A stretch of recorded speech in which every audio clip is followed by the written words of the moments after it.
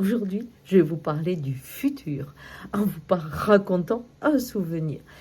On m'a proposé quand j'avais 33, 34 ans, c'était Evelyne Faure qui tenait l'Espace Bleu à Paris, rue de Seine.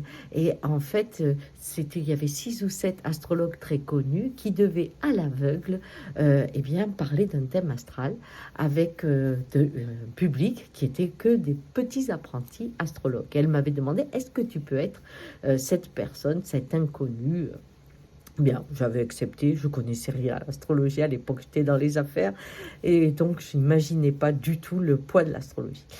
Et ces 6 astrologues célèbres parlent de mon thème et moi j'ouvre les yeux. Alors j'étais un enfant de 10 ans parce qu'ils racontaient ma vie avec des choses étonnantes et le futur qu'ils me prédisait me semblait complètement impossible parce qu'à l'époque j'étais vraiment une femme d'affaires et j'imaginais pas du tout ce que je suis devenue.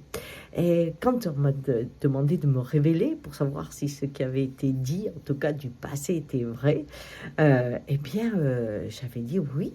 Mais ce qui m'étonne le plus, c'est que vous preniez dans les étoiles qui sont mortes depuis fort longtemps ma vie et mon futur. C'est-à-dire que moi, infiniment petit, je puisse être en résonance avec l'infiniment grand, et deux, que ce qui est mort parle de mon vivant.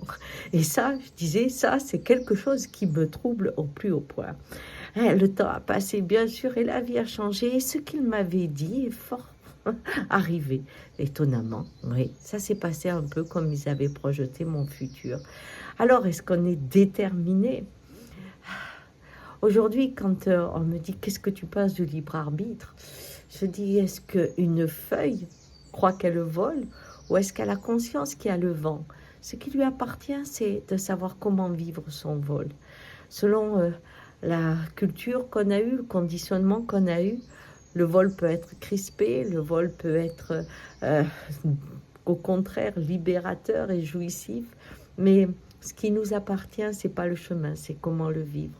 Par contre, quand je pense aux étoiles, qui sont l'expression de la mort, puisqu'elles sont mortes, nos étoiles, et qu'elles dirigent tellement notre futur chez les astrologues, elles me font penser aux yeux des vieilles femmes, des vieils hommes, qui quand ils voient une jeunesse, la regardent et disent « Oh, celui-là », et ils ne se trompent pas beaucoup. Celui-là, il risque de faire ça ou ça. On voit dans ce qui pousse un peu l'histoire qui se répète.